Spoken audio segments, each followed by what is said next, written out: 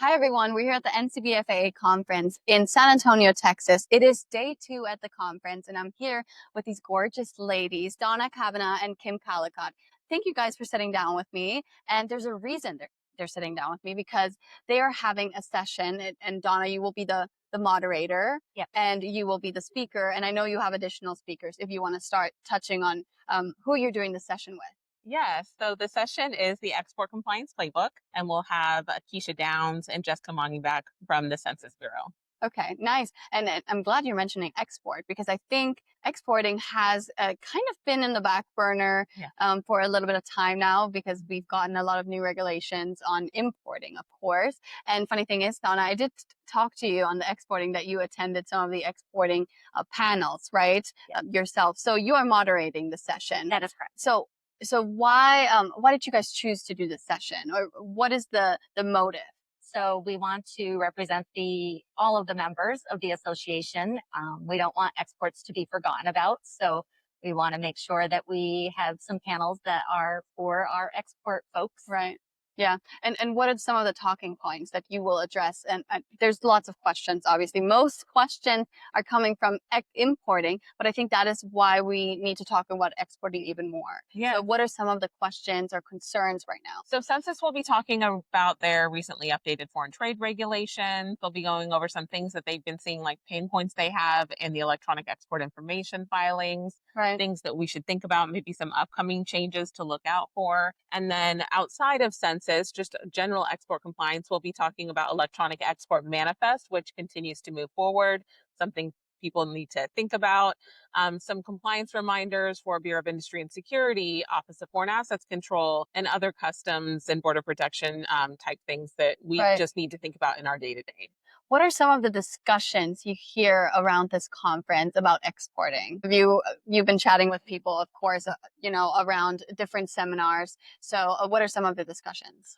One of the most, key comments that I've heard that really stuck with me is the violation or the penalties for violations of various export regulations are so high. It's higher than import.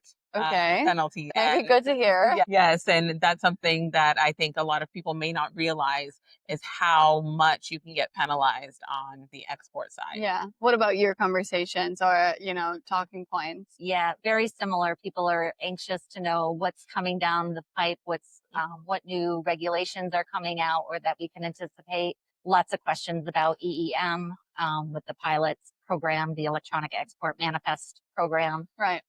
Everybody wants to know the status of that. Now, I wanna ask about AI. I know AI we talk about so much, right, on the importing side or on obviously automating workflows and stuff. But are you touching on AI at all in your session, or is we may have one or two comments about it, but on the export side, I think it's really a lot of discovery needs to be done on it. Okay. I don't know that it's something that a lot of providers have on the AI side, AI providers. There isn't a lot there for the freight forwarder or transportation intermediary. That's so interesting. Right. Yeah. Yes. So it is a discussion that we're having within our association as the different committees, including the Export Compliance Subcommittee, talking about what this means.